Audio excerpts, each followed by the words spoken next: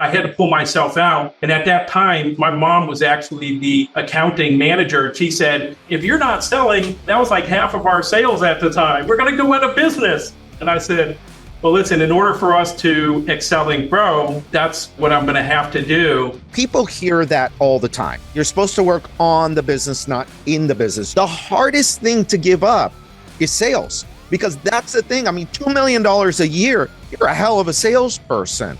But the funny thing is you probably didn't have a quote unquote system that you could necessarily teach to somebody else. Hey, everybody. Welcome to another episode of the Wealthy Contractor podcast. This is Brian Kaskavalcian, and with me today is Mark Lavoie from Advanced Window Systems out of Connecticut.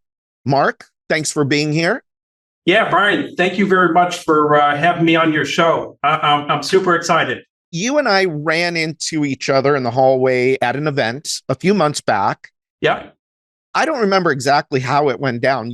I think you told me a story and I'm like, whoa, wait a minute. We got to share that story with the podcast listeners. And so we've been working to coordinate this. So I'm glad you're here. Yeah. Yeah, no, and glad to be here. It was a long journey to get to where we are. Kind of like my father would say, it's a 40-year overnight success. Yep, I know a little something about that. I think it's 50 now, I believe. We're getting close to it. So give us a little background. Tell us a little bit about Advanced Window Systems. Give us like the 2-minute version of your backstory. 2-minute version is my father started the company 1978 out of a house. And it was basically just himself. And he did everything from, the marketing. He went door to door.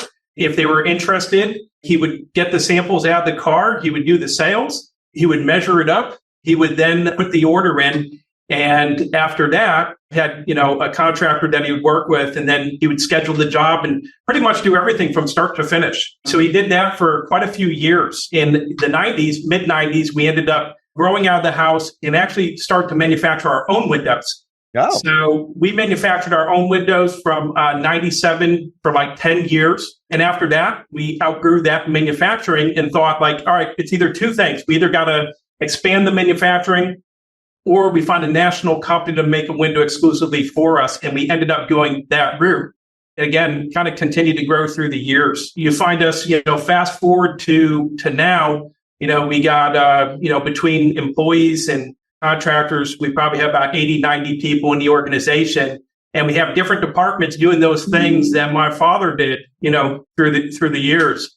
So that's my father's. And as far as my journey, I got into it in the late 90s and I started into manufacturing it. So I made the windows. I helped to install. I did the in-home sales for 17 years and then took it over 6 years ago. And my father passed the company over to me 3 years ago because he saw kind of how well I was doing with it and how much I've grown the business and how successful we were becoming. So he said, most people wait to pass it over to their kids once they pass away. But he's like, I'll never be able to see what you did with it. So I wanted to pass it over to you now so I can see what you do with it.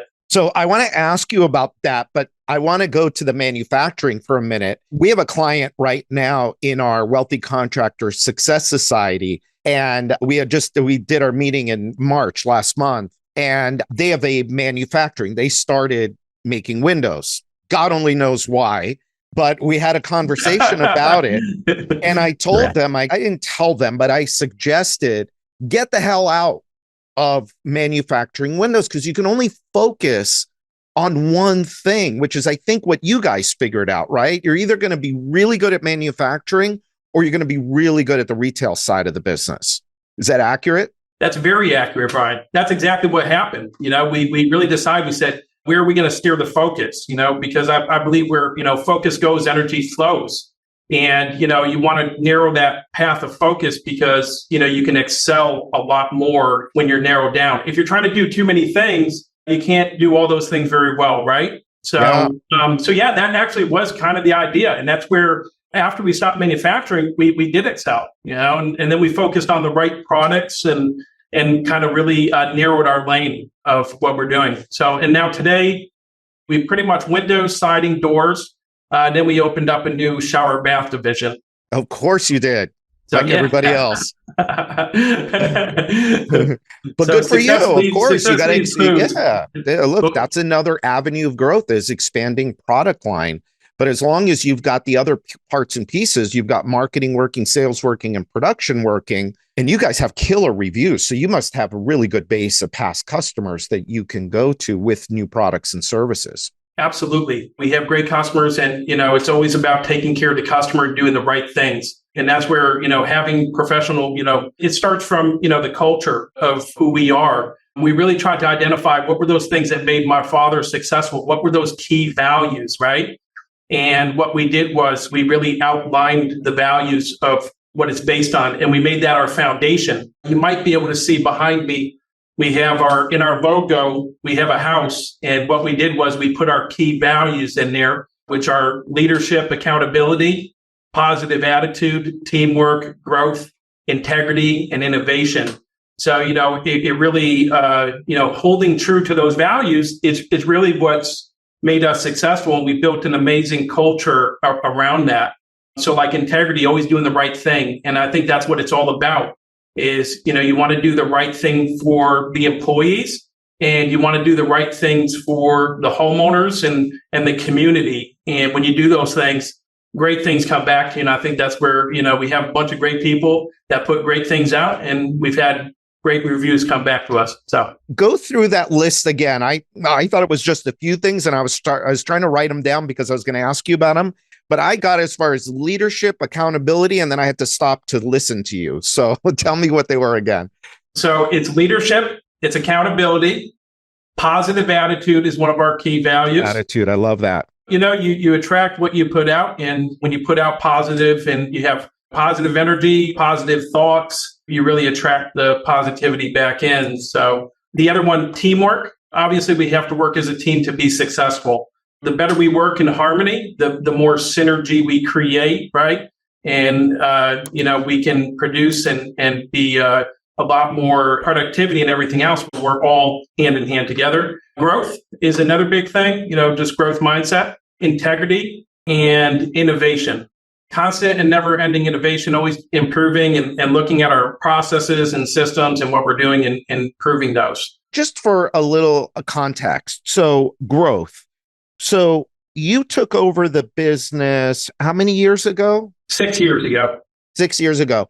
When you took it over, just give us a little context. You can talk revenue or number of salespeople. Give us a little context. What were you then and what are you now? I guess, revenue wise, we were, roughly when I first had taken over about 3 to 4 million. And today, we're 13 to 14 million. Wow. That's quite a bit of growth. And it's, what I like too about it is it's measured growth. Yeah. It's measured growth. That's one of the things that I got from you from our conversation was that you were a pretty measured guy. Well, what gets measured gets done, and you got to, definitely take the measurements. And we've worked a lot on revenue and, also, and I know you're a fan, the bottom line. So we worked on that as well, turning profitability so we can, produce over a 10% net income and beyond. So we're shooting now for a 15% is where we're going. But again, when I first took over, we had to, it's difficult. I had to make that transition. And the transition is working in the business to on it. And, I got some great advice, and I got to, Brian Elias, I got to say, has contributed. He has given me a lot of tips. And actually one of the books that he handed over to me was E-Myth. And one of the things was, working, on the business, not in the business. So it's tough to make that transition. So I think in that transition, trying to work on it, it's tough when you go to do that. But that's when we started to accelerate, right? Because it was like I wasn't in the day-to-day, like I was doing in-home sales and then, trying to grow the business and work on it in all these different areas. I had to pull myself out. And at that time, we're a true family business. My mom was actually the accounting manager. She said, if you're not selling, because you're selling over, 2 million and so on, if you're not selling, that was like half of our sales at the time, So she said, what are you going to do? We're going to go out of business. And I said, well, listen, in order for us to excel and grow, that's, what I'm going to have to do, and I have to take myself out, and we have to put a manager in place, and I have to start working on the business. Let's talk a little bit more about that, because people hear that all the time, that you're supposed to work on the business, not in the business. And you just gave the best example there is, because the majority of people in our business, the replacement business, come from the sales side. That's the majority. Yeah. The hardest thing to give up is sales, because that's the thing. I mean, $2 million a year, you're a hell of a salesperson. But the funny thing is, you probably didn't have a quote unquote system that you could necessarily teach to somebody else. It's exactly right, Brian. And that's where I realized that's when we have to start documenting our processes and our systems. So back 6-7 years ago, even actually is, when I started, I said, you know what, I'm going to have to take myself out of the business. I have to document it, though. And I started writing manuals. So I started writing manuals for every position in the business, and started writing a sales manual, and then, writing an appointment center manual, and really started documenting the processes. And that was really, again, that's kind of that turning point, because now it's tradable, right? So now I can, take that process or take that sales process, and now other people can know what that looks like and get success from it. So anybody that is stuck right now and kind of figuring out on versus in, that's a great example. In the business is running leads. There's no leverage in that. None. Yeah, you could sell $2 million a year, but that's it. Yeah. But when you work on the business and you say, okay, I'm going to go out of that, but I'm going to document the whole process so I can teach other people how to do it. Then I'm going to hold them accountable to certain measurements and metrics and results. Now I'm working on the business. And now you've got, how many salespeople do you have now? Right now we have 10 salespeople. 10 salespeople. Okay. So look at the leverage that was created. So it was you selling half the business and one or two other guys cobbling together the rest.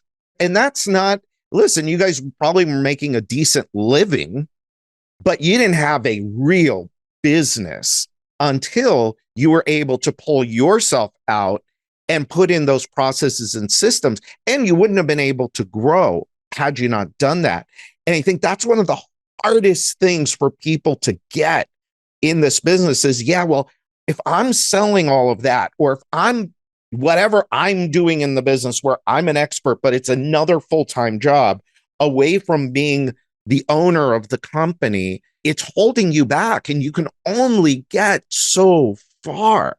And so when you're talking about this, it's like, this is like great examples and great advice of on versus in. Because, look, as entrepreneurs, we all read the damn E-Myth. I took the damn E-Myth completely, I literally created a franchise company. Yeah. And I actually have met Michael Gerber 3 times now, I believe, 3 or 4 times. One time we shared the stage, actually. He was the first speaker of the day and I was the last speaker of the day.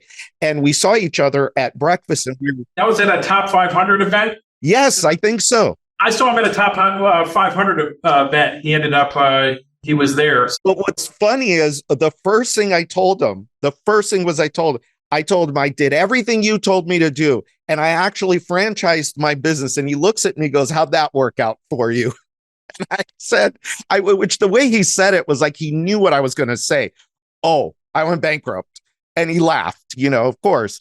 But yeah, when people read the book, they're like, they get confused. What does in versus on mean? And it's a tough transition to make. So was it an overnight thing? Did you all of a sudden say, okay, I'm going to stop running leads tomorrow? What did that transition look like for you? Well, I'll tell you, and it is very difficult. And a person once told me you can't scale yourself, right? So it's like, and that's where you have to, you scale it through having those systems and processes in place.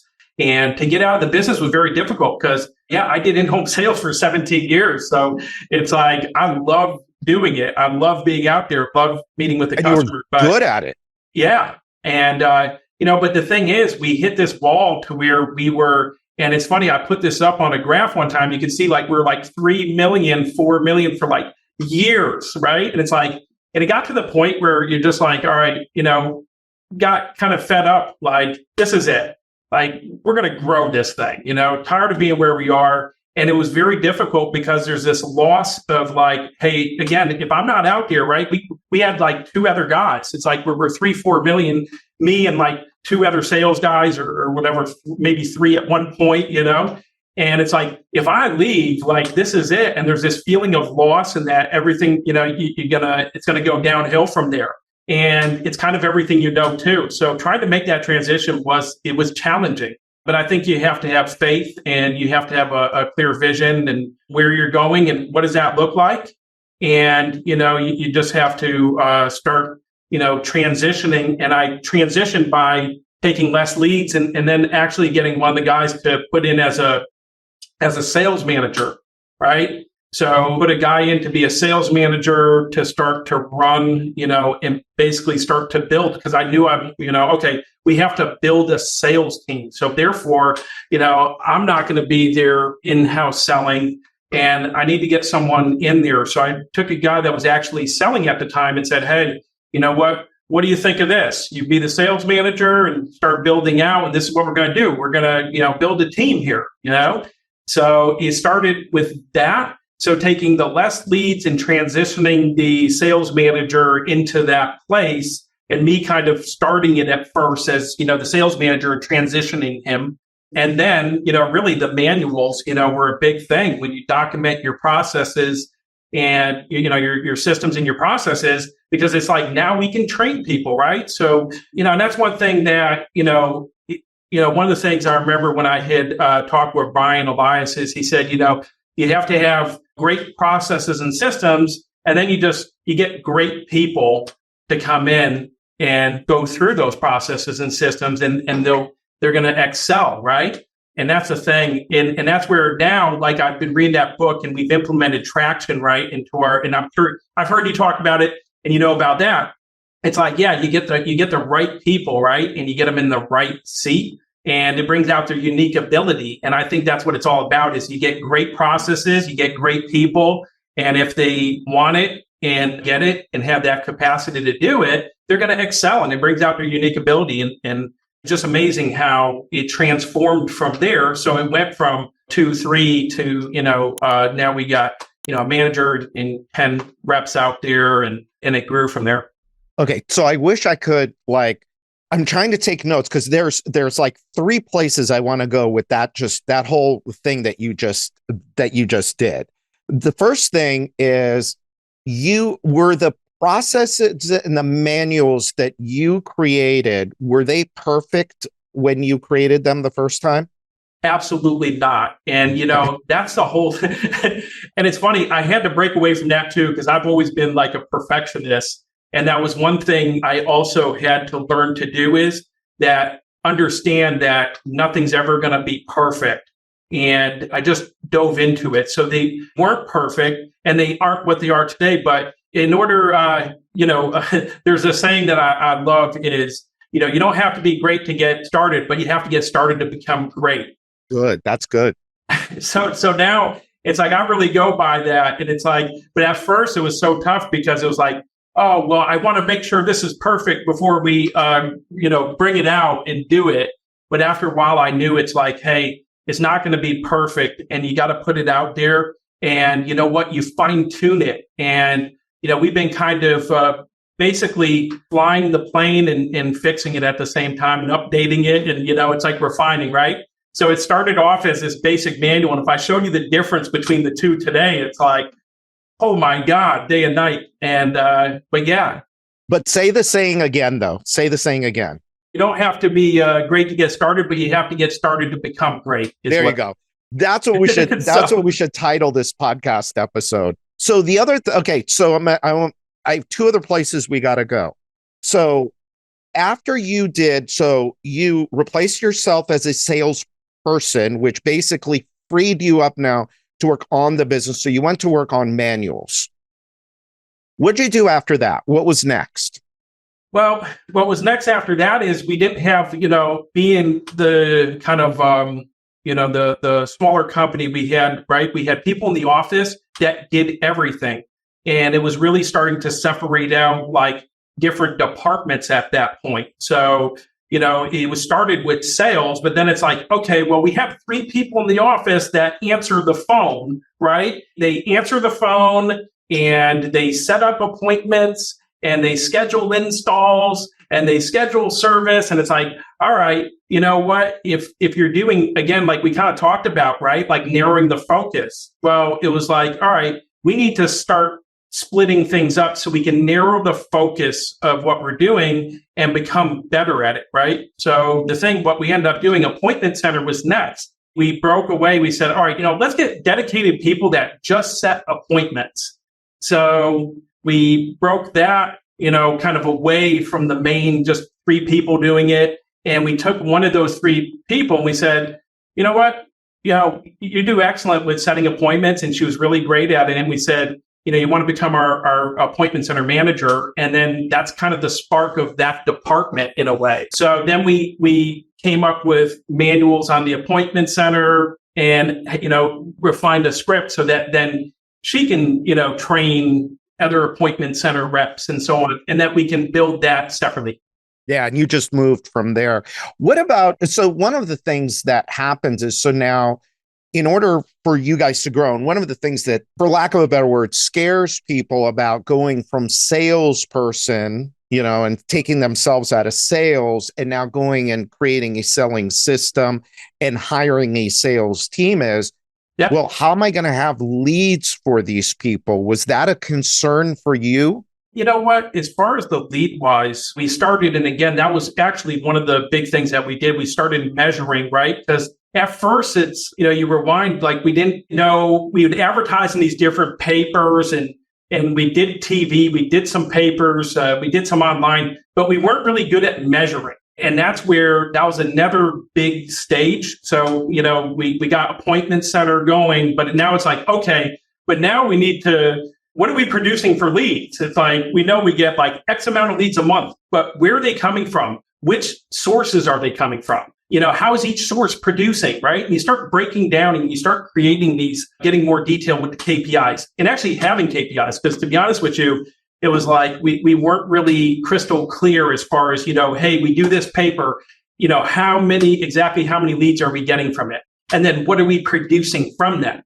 So when we started to measure it, it obviously started to become clear what's working, what's not. And then we were able to make better decisions because we knew, like, okay, wow, we were doing this thing for so many years and it's not even working. We're just wasting the money. So we're already producing leads in what we have. And by breaking down those KPIs, by breaking down each lead source and really diving into it. And I mean, now, today it's like, we got tracking numbers on every lead source. We got, different landing pages and different things like that we can really track and see what's producing, what's not. So, we either, put away things and invest it, try to test on, new marketing stuff or invest more in what we're doing. So yeah, the lead source, that's what kind of came next. And that's how we started to have more control and understanding on the leads that we're producing.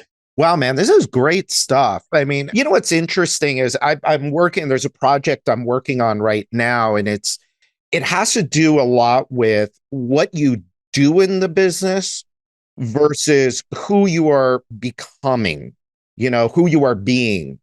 And what's really interesting is listening to you and just your journey and just some of the stuff you're throwing out.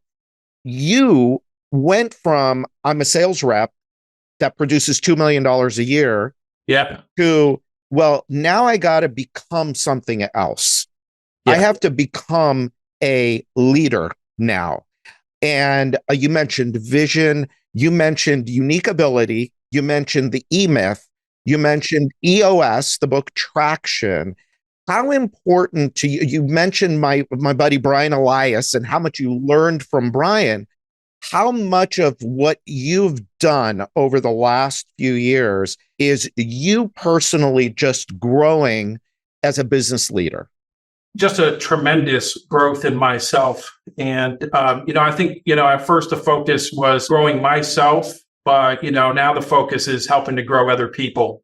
And I think that's where the shift is in trying to help other people, grow and bring out their unique ability. Can you do that if you haven't done it for yourself? I don't think so. I think you have to do it for yourself. And I'll tell you, 7 years ago, I had a shift, paradigm shift where like, it was like, okay, you know what?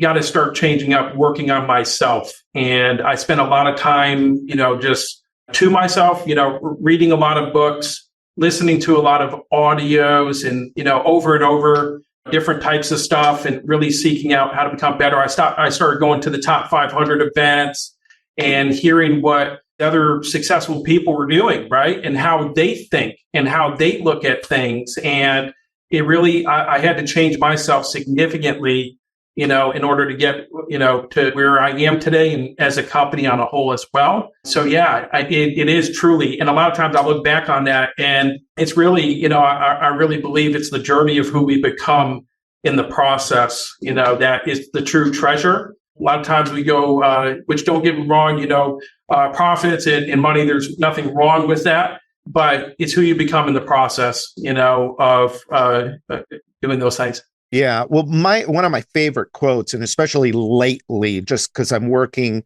with our Success Society members, and I want all of them to get rich, whatever that means for them. But it's not about the money.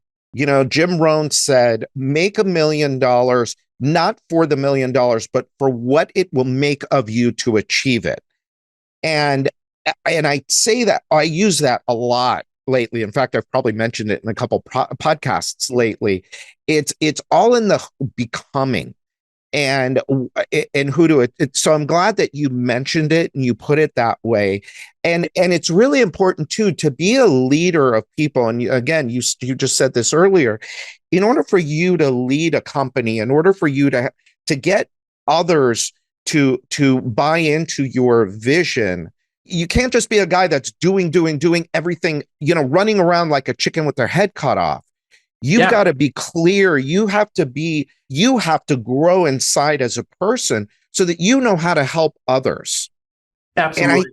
And I think so many people have that desire that I want to help others. I want to bring others up. But what the part that they miss is, but you got to do it to yourself first. Yeah, absolutely.